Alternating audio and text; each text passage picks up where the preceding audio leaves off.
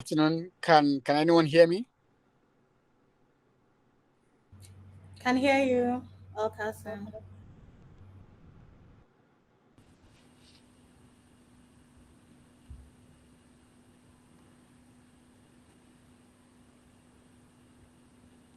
Can anyone hear me? Hello, Ake, we can hear you. Good morning. Okay. Good morning. Good morning. If you're just joining us, welcome. Thank you very much for joining us. This is still part of the First Information Technology Research and Innovation Week, with the general theme of enhancing institutional research and graduate employability. And today is day two. And the plenary session for today will be ethical research in media with within the context of journalism, especially as it is practiced in Nigeria. Distinguished ladies and gentlemen, thank you very much for joining us. And with me today, or with us today, as panelists, is Nana Aisha Salaudeen. She's a multimedia journalist who has done a lot of groundbreaking and impactful work in Nigeria for CNN International. And we also have as panelists Abang Mercy, or Mercy Abang, who is editor on Bias the News based in Berlin, and who is also behind Newswire NG. Thank you very much for being able to join us today, and I hope that we'll have a fruitful conversation today, being the day two of the plenary of the First Information Technology and Research Innovation Week of the Bayes University. I'd like you to say a word of goodwill before you start. Aisha Salaudeen and Abang Mercy, please say a word of goodwill before we start. Aisha. Um, I don't know. Should the word of goodwill be related to the panel or just generally? I'm hoping that by the end of this session, this conversation, we all learn a couple of things about ethical journalism and ethical research, and that we not just learn, but we also apply it in our research and reporting. And I guess generally, I just hope that it's very beneficial and the conversation is fantastic. Thank you very, very much for that word of goodwill. And Abang Mercy, your word of goodwill as we start this conversation. Hello, everyone. Good afternoon. My name is Mercy Abang. Thank you, Alkassim, for the introduction. I'm pleased to be here with Nana Aisha Salaudeen, the two of my bosses. An interesting topic, and I hope that it's really rewarding for the students that must have joined us, and I hope that we're able to see their faces. But the obstruction with Zoom means that you probably won't be able to have eye contact. But I hope it's worth your time out here today. Thank you very much, Abang Mercy, and I'm delighted to be interacting with the students. It's very, very important that they're able to have these conversations with people who are practitioners, with people who have spent some years doing some very solid work in the field. And I'm glad to have both of you here this afternoon. So, without further much ado, I'd like to start with Aisha.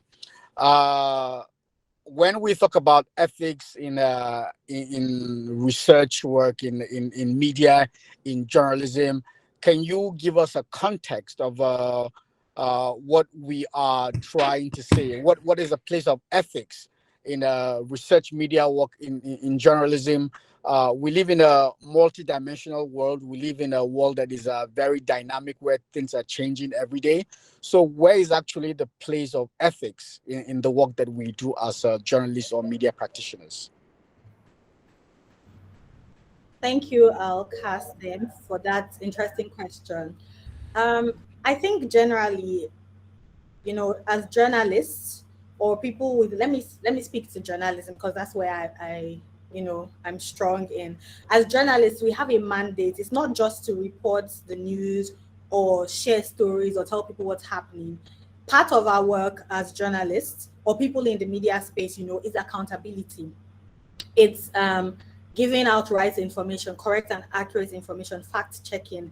And as far as ethics goes in, our work as journalists, they go hand in hand and say, because it's, if you're practicing ethical journalism or ethical research, that you are going to be accountable, with your work. So they both go together in the sense that ethics covers, honesty in journalism, covers facts checking, covers sharing the right information, covers consent from the parties that you're reporting about. So it's the concept or a phenomenon that really covers accountability in journalism. So as far as how it correlates with journalism or the media space, it's very important. I personally believe that and there are many school of thoughts on this, but I personally believe that they go hand in hand.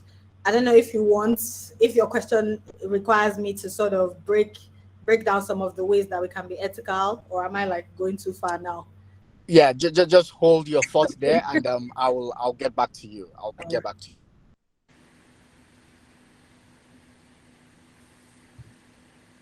You heard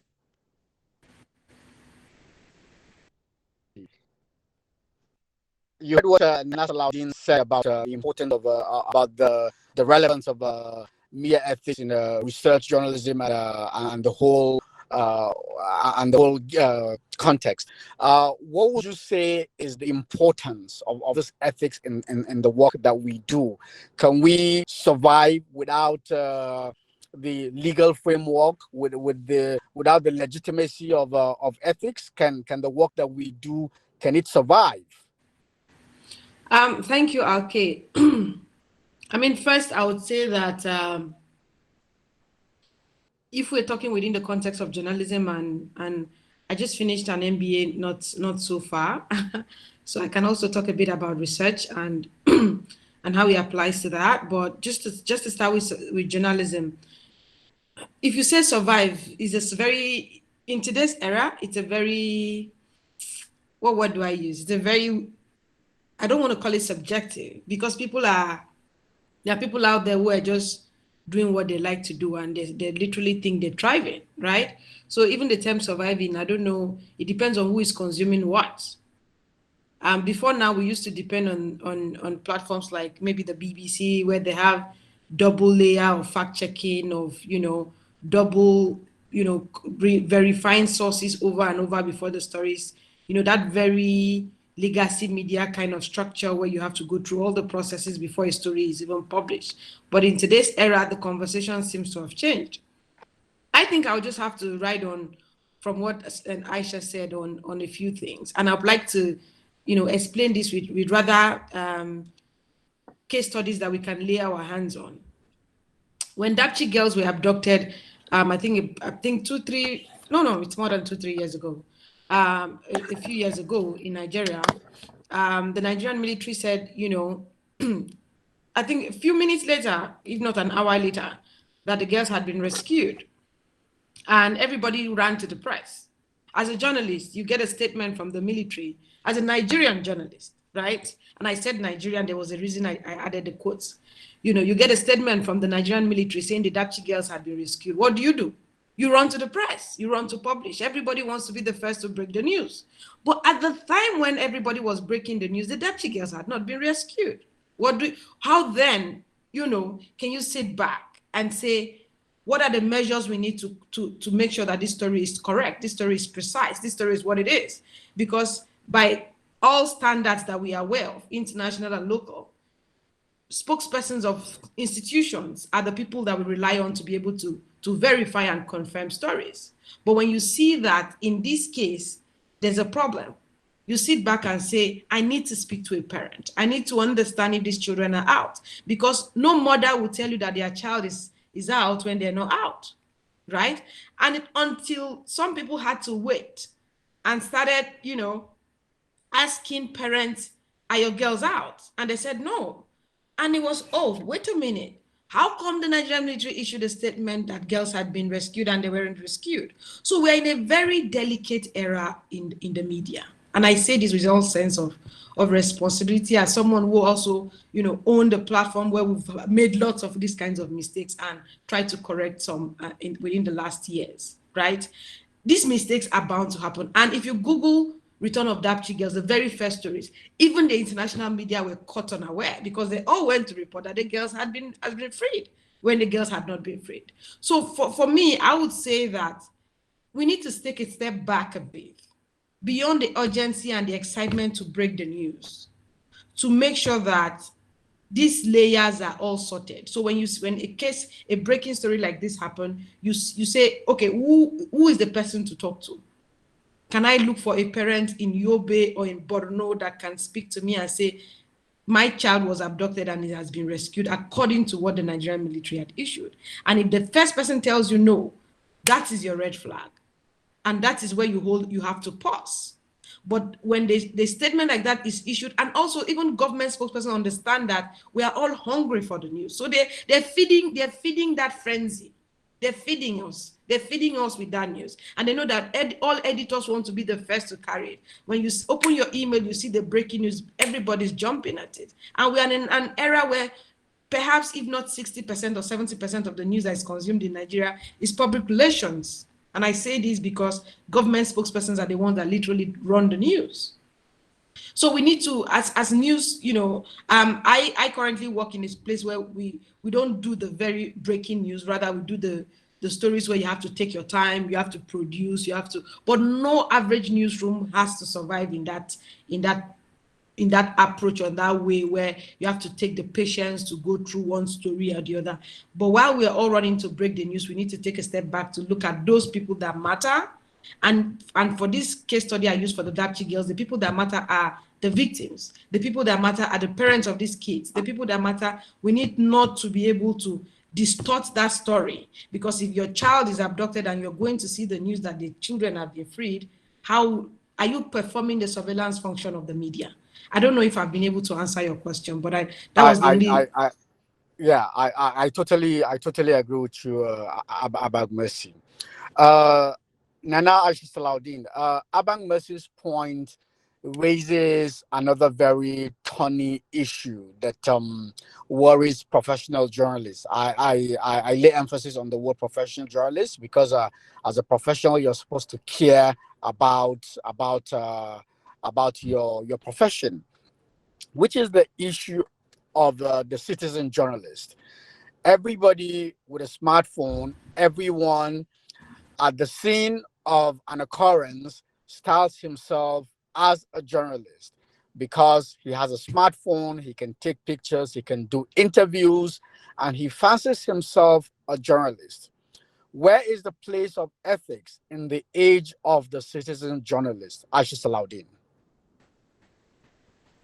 Thank you. I think that this is a very multi-layered and interesting question. I'm just trying to figure out how best to approach it.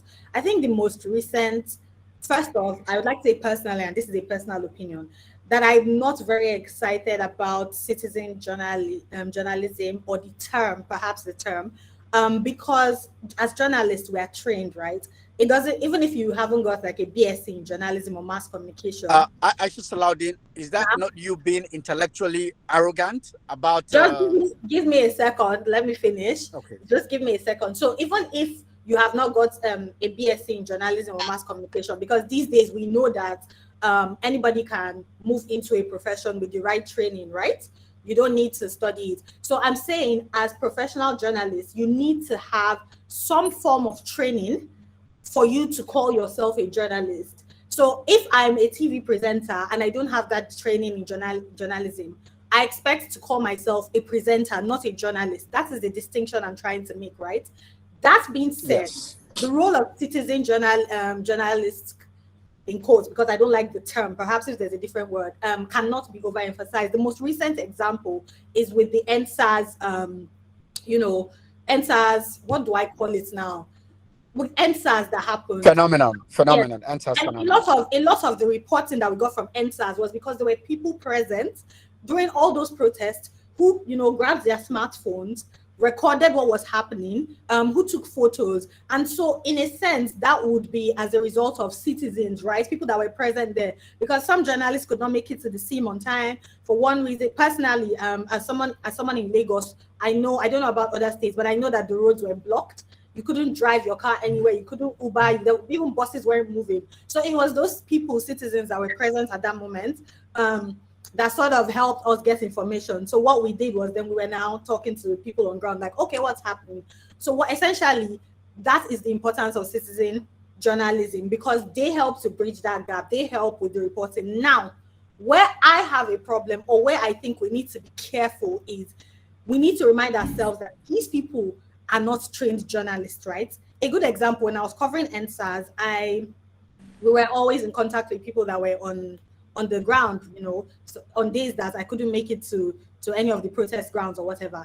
And I realized that I had to be the one to sort of do that role of ethics and say, okay, where he'll say, oh, this person said this, that, and this person said they are not going to stop the protest. And I had to be like, okay, did you see the person? Did you hear the person say it?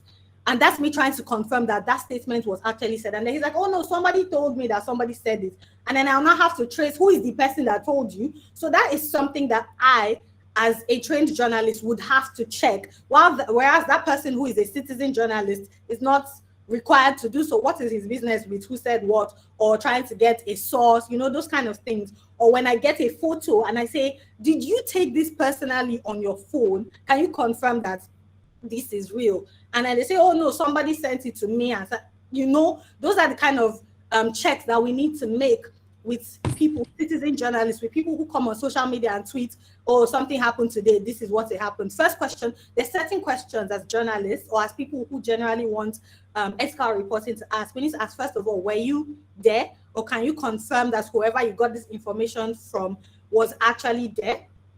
From there, you start, if the person says stuff like, oh, I wasn't there, from there, you know that you have to start tracing the source of the information. So I believe that citizen journalists are important, and we need them for times when we can't be everywhere as journalists, right? We can't be in countries where they have banned the internet. You need people to tell you what's happening. But as journalists, we can't put the burden on those people. We are the ones that now have to do those checks, that have to ask the right questions, because we are trained and they are not. So in summary, I guess I'm saying that it's important, especially in the age of social media, to latch on information from other people, but we are now the ones that have to do the fact checking. I hope that makes sense. Yes, it makes sense. And Abang Mercy, do you totally, I'll ask you two questions in one. Do you totally agree with Nana Aisha Salaudeen on the place of citizen journalists in news reporting? That's one. Number two, the second question is, how do we now ensure that the citizen journalist is able to imbibe some sort of ethical researching in the news that they report? I mean, I'm just a guy on the street with a smartphone and something is happening right before my eye. Why should I care about any ethical reporting? Why should I care about that? Why should I care about any ethical research? Who is paying for my data? Abang Mas. Thank you, okay. Okay, so I'll start with your second question then. Of course, I agree with Aisha thoughts. The thing, but I just need us to take one step backwards a bit and realize that you cannot sit down and control or train everyone who is a citizen journalist. It's not possible. It's realistically impossible. It's the same way Google came out and said, we're a tech company, we're not a media company. It's the same way Facebook came out and said, we're a tech company, we're not a media company. It's the same way Twitter came out and said, we're a tech company, we're not a media company. But guess what? These guys are all media companies. This is a whole conversation. Perhaps Blaze University will have another session for that, right? So why am I bringing, the tech companies as case study? There was an era where we literally had to sit down to depend on NTA news. When I was a kid, my dad would literally drag all of us to the sitting room and say, sit down and watch the news. There was a time frame when, I can remember the sound bite. Exactly. And that's when the news comes on.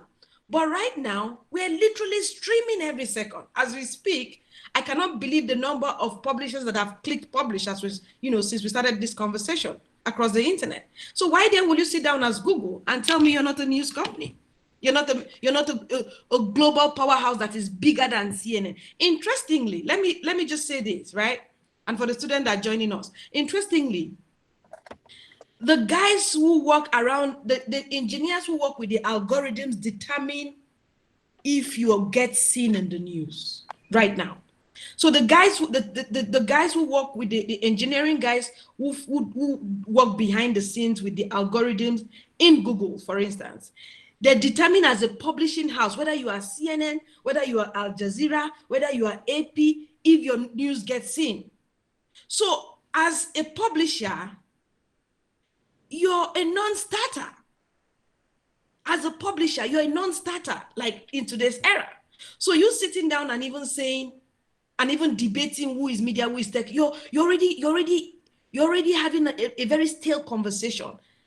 Jump in and start doing the news and get on the pace where everybody is at. And I think that's why I had to bring us back a bit. So the whole argument, who is a tech, who is media, is even stupid in the first place, because that's what the tech companies use to yank everybody out. I mean, it means that no matter the kind of beautiful stories you put out, somebody at Google determines if anybody sees your work. Do you know what that means? It's power, it's leverage. And all these guys that don't have any business in journalism. Now back to citizen journalism.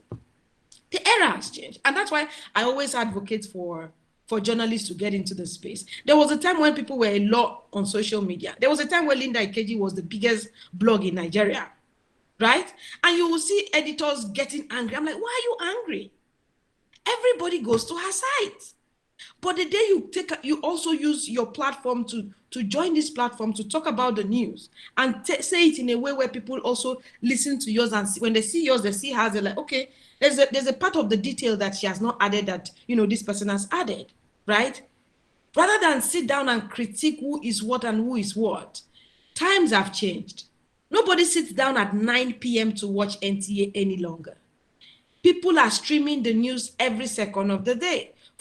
Newspaper to Vanguard newspaper, they literally all wait for what is trending before they go to bed. And when they say go to bed, means before they publish for the next morning. That means the conversation has changed. The people who control the narrative has changed. It's the same way, even citizen journalists and journalists, literally now I say everybody is a journalist at the top of my head. And that is the truth of it. So trying to even define and say, okay, who is this?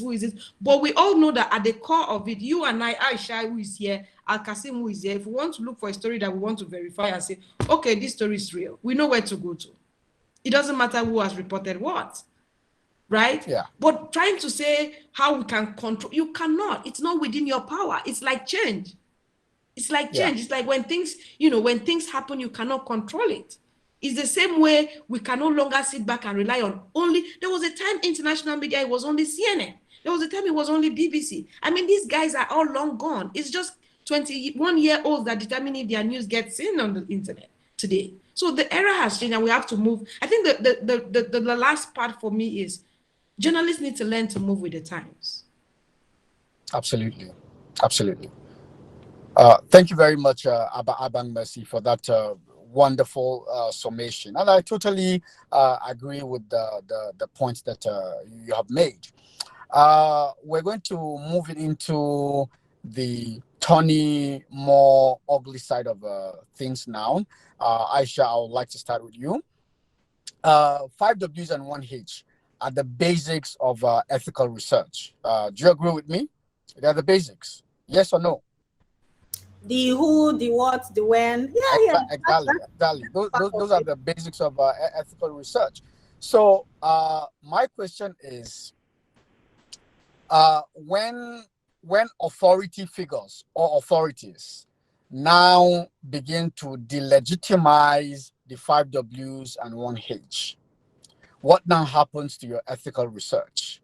So for example, when you say the people die at Lekki or not, and the authorities delegitimize it, and a medium like yours, like CNN, I'm sure you were part of some of the stories, goes out with forensic data, with artificial intelligence data, to try to prove that yes, there were indeed killings at Lekki Tollgate, or to say indeed that these are the facts of the matter, and an authority figure further delegitimize the issue.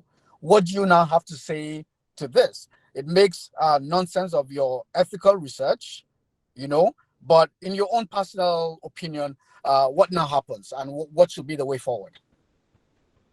Thank you, Alkassim. I think the first thing that I would say is that no matter how fantastic or great your reporting or research is, as long as it challenges something or brings to light, what some authorities or people somewhere don't want to be brought to light, then it will always be challenged. You can bring up the best research in the world, you can have all the evidence in the world, but someone somewhere is going to come and say it is fake news in quotes, it is trash, and so on and so forth. So essentially, I guess I should start with, no matter how great you think your work is, there's always going to be somebody out there that was going to, challenge it and say, I know you have all this evidence, but I'm still telling you that this is nonsense. Essentially, as a journalist, be prepared, always be prepared for that. That being said, I don't think a government or an authority figure coming out to say that your work is not great or your work is lies, legitimizes it. And that is why I always advocate for doing good work from the start. It's not for the government. It's not even for you. It's for posterity. It's for the history books. So if for example, now just using CNN as an example, when people are researching NSAS in the future, in the next couple of years, they are going to look at the CNN report that was done. They're going to look at the BBC report that was done, which was also similar and used, forensic search, track the metadata of people's photos and videos that were taken. It's great for research. It's great for evidence. It's great to have for situations like that, tribunal. Is that what it's called? That happened, where essentially the state government tried to investigate and find out what that issue was. So we don't just report as journalists for reporting's sake. We report for many reasons, for posterity, for people to learn, for the victims as well. So that being said, people are going to challenge your report. You just have to do it the right way. With us, for example, with the reporting that was done, we believe and we stand by our reporting. We have all the evidence in the world and we stand strongly by it. You cannot challenge. I think where it's different for a CNN or a BBC or an Al Jazeera is that it's not owned by the government, or it cannot essentially be sanctioned as much as, say, an Arise News, for example, or a Channel's television. So in that sense, international media has the luxury of challenging the government, where they say, oh, because you can't come and shut us down. You don't know where our office is. You don't know if we're a legal entity in Nigeria. So I believe that international media has that luxury of saying, oh, well, I stand by my reporting, whereas a local media organization might get fined, might get shut down. And I believe international media is useful here in the sense that they can continue to amplify the stories that local media has repeatedly said, because this thing that was in that BBC and CNN report is nothing new, right? Channels TV reported it, Arise TV reported it, our online media publications reported it. There were pictures. There was a live stream from DJ Switch. Right from the time we saw that live stream, we already knew it was true, because you cannot edit an Instagram live video while it's happening. All that we are just doing as journalists is compiling that information. So to your question of what should be done or what should we do at that moment, I believe the first step is gathering as much evidence as possible, so that for every countermeasure the authority in power or whatever, for every report they bring and say this is a lie, you have evidence to say, actually, this proves that what you're saying is not correct, or this is true. Now, are you going to be challenged? Yes. Are you going to suffer for it? Probably. But if your reporting is so airtight, it doesn't even have to be for now, because you're going to be harassed, you're going to be threatened, you're going to be pushed to the side. It's not for now. It's for those history books. It's for the victims, so that they know that they are not insane, they are not crazy. Because what is happening now, for example, with this NSAS, sorry, I keep bringing it back, it's the most recent example that I can think of, is that victims were gaslit. It was a thing of people were saying, where are the bodies? And then news reports brought out photos, or where are the families? And then there were families that testified at the judicial panel. So your reporting is just supposed to be airtight. It's not necessarily for people, for the authorities to believe you. They never will. It's just for your, it's for posterity, essentially. So the only way to counter it is airtight reporting, stick to your words. But I'm not even going to pretend for a second that is easy or that is a walk in the park. No. It's hard. But I guess that is part of the mandate that we have chosen as journalists. Like, look, there's something that Mercy said to me a long time ago. I'm sure she won't even remember. There was a time I was stressing about one of my reports. I texted her in a panic. I was like, oh my God, I'm so stressed. Like, look at what people are saying. She was like, Aisha, people are, is it because of this small thing? This is normal now. People will challenge you. People will come out and say all sorts. Like, you have to just be ready for it as a journalist and continuously and slowly reiterate your work. Once it's airtight, you have nothing to worry about. No matter what they say, even if they challenge, the work, you know that you've done it and you continue to move, honestly. Thank you very much. In other words, whatever happens, be as professional as much as possible and stay with your facts, whether rain or shine. Thank you very much, Nana Aisha Salaudeen. Abang Mercy, in the same line, I'd like to ask you about misinformation and disinformation. I'd like to ask you about fake news because today we're discussing ethical research in media and journalism. When you say ethical, this presupposes that somebody wants to do what is right. How about if the subject in question actually sets out to deceive the public, deliberately so? And that's why we have the words misinformation and disinformation.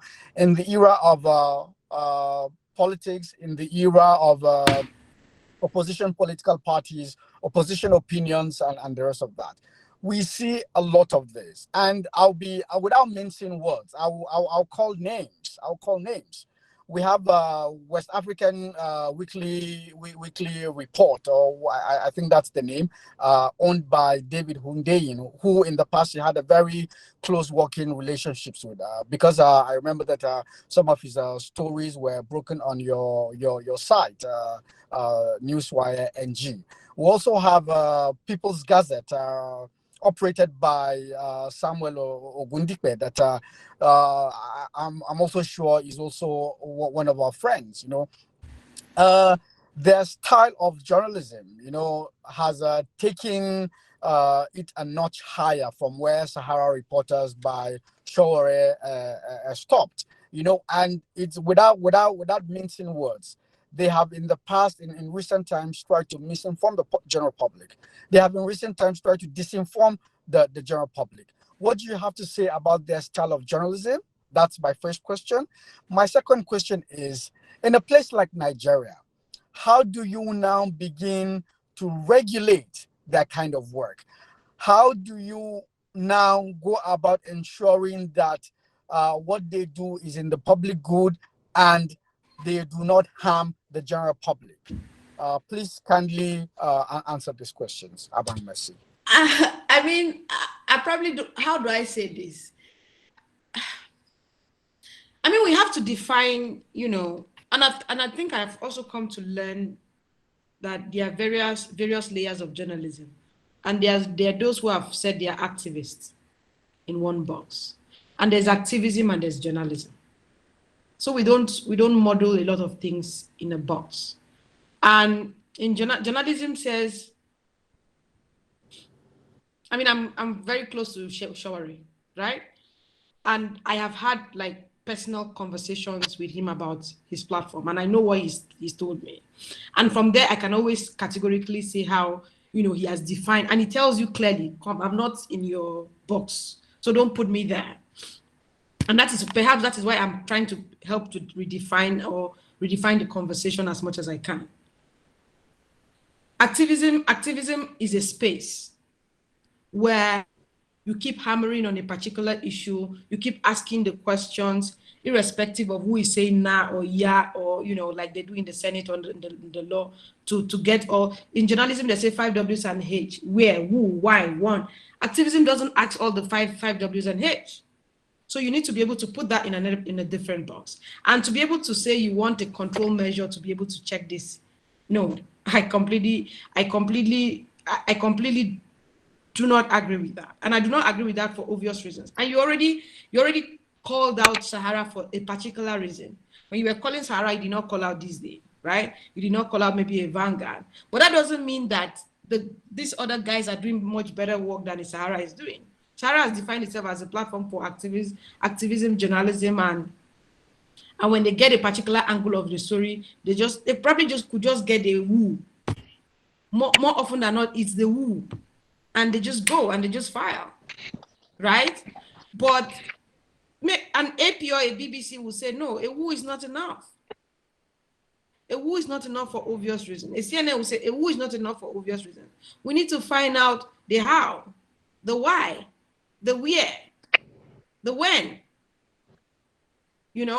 But you do not have to, as a matter of fact, with all sense of responsibility, I would say that, and within the context of the kind of democracy that we practice and we copy from the US, we don't even have this I don't know how to define it now. We don't even have more of these kinds of platforms as you'd expect, to be honest. And I'm saying this because Nigeria I'll just say, in fairness to the states, I know the state gets a lot of flack here and there.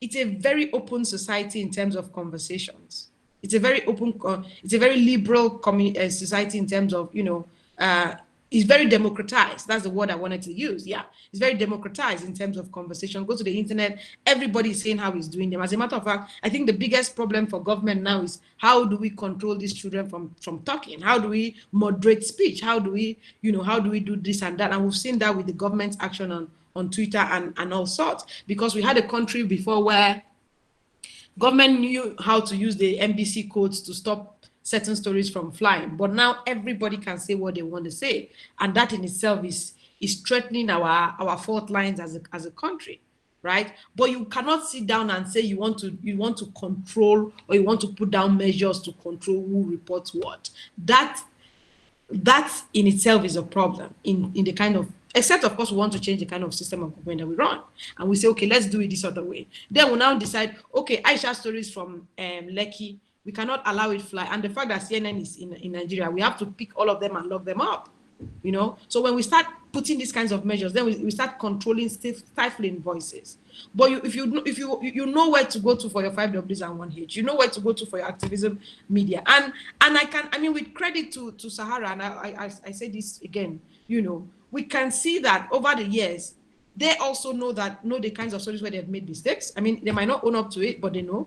We also know that there are stories where they've been at the front lines of breaking and turning the tide. There are stories they've filed where federal ministers have had to step aside or have had to be sacked.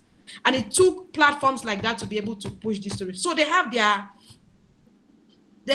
activism value when the times are needed, right? And also, you have to also decide as a news consumer, what are the places where I go for these stories where but to say you want to control I'm really against any form of regulation that has to do with speech or the media, right? I really am, maybe because I'm also within the ecosystem, but I'm really, really strongly against it, because we have seen, even without this, we've seen lots of legislation being pushed to control these kinds of, conversations. That means we have to sit down and just wait for a particular set of people to speak to us, and we listen.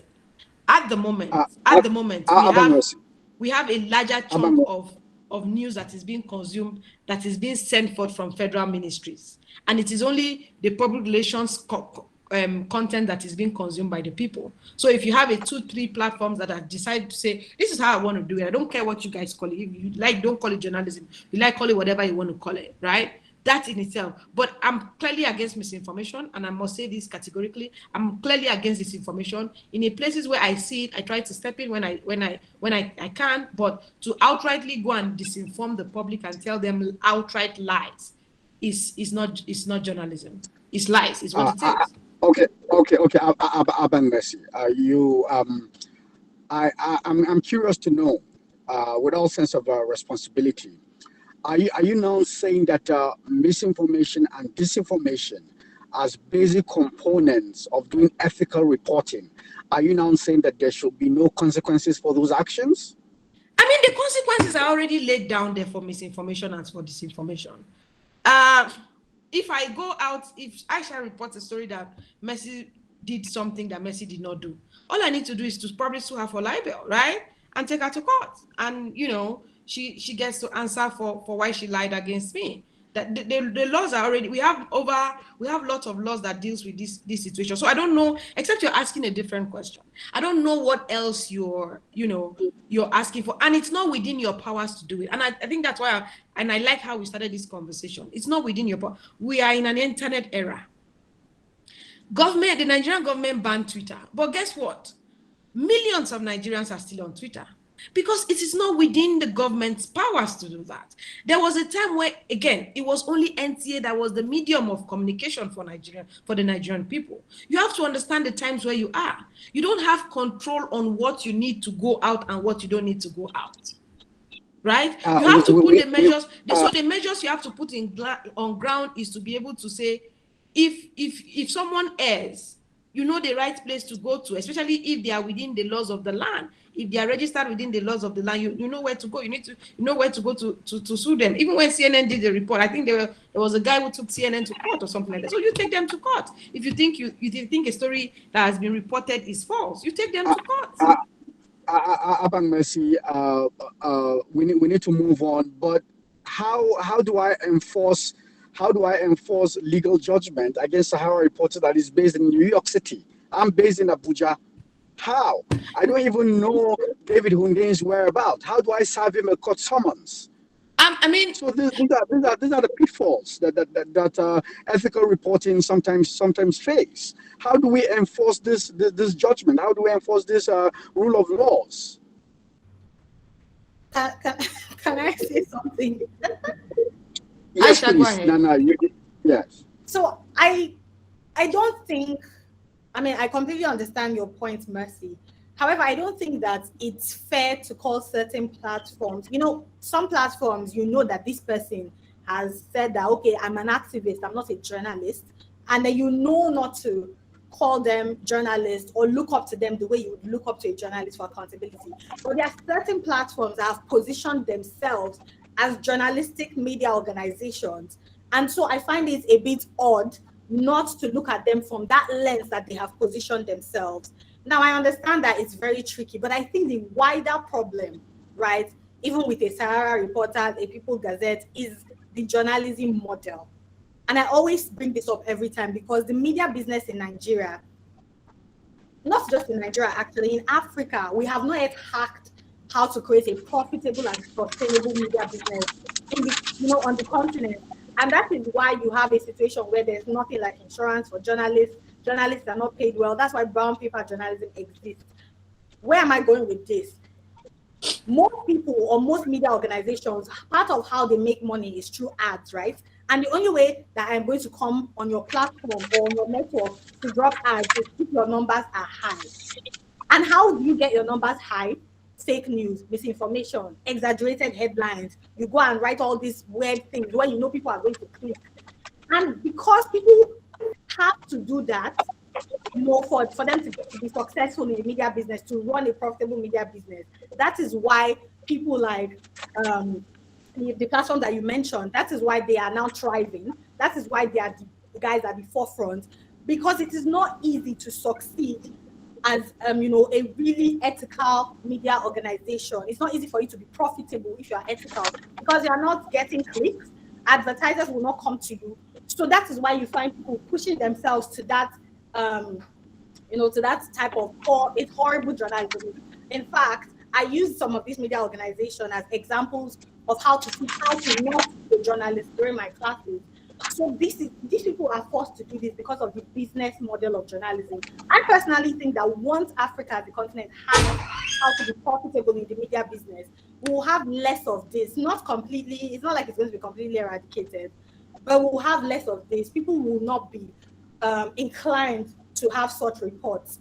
Finally, just as a way to summarize, I don't think we should ever make excuses for poor journalism. I don't care if you have called yourself an activist. If you are reporting on a story, you owe it not just to yourself, but you owe it to the public that is consuming that story to do your due diligence. Worst case scenario, state your sources. I don't want to come online or, turn on my TV and see somebody who is sharing his or her personal opinion as journalism. It's not about you. Nobody cares about you personally. It's about the facts of the issue. Unless you have personally stated that, okay, this is an opinion piece. But if you're calling Thank it you. or investigative, let's not see your personal opinion. Nobody cares. Thank you very much, Nana Aisha Salaudeen. Abang Mercy, please, your last word as we bring this session to a close. Your last words, please. Thank you for having me. I mean, I would say, and I think the constituents that matter are the students that have joined us. Always, you know how WhatsApp tells you to activate the two-factor authentication thing. Never, I mean, if you want to be a journalist, I don't know if I should advise you to be one because you're going to be so broke. Always activate the two-factor authentication. And if you want to start, if you want to take the career seriously, I think there's no better era to be a journalist than now, because now as an individual, you can be a media house without needing to get an employment letter with CNN or Al Jazeera. And the time you have in school, start writing your blog, start podcasting, start your YouTube page, use your classmates as experiment and just do stuff. You never can tell. That platform you're building today will become big in 5 years. But it's more about your consistency than how fast you can blow in the space. Absolutely. And when you do, Absolutely. you go really big. And I wish you all the best. And I whenever you think any of us can help, please reach out to me. I'll be glad to do that. And it's been an honor to be here to speak with you. Thank you very much, Abang Mercy. Nana Aisha Salaudeen, please, your last word. Yeah, I really enjoyed this conversation, and I hope everyone that was listening or that will stream this later will pick up beneficial points. Like Mercy said, honestly, journalism is not the most glamorous profession. There are lots of challenges. It's quite problematic, but if you want to go for it head on, just like she said, consistency is the most important thing. And it is not a field where you wait for people to give you your flowers.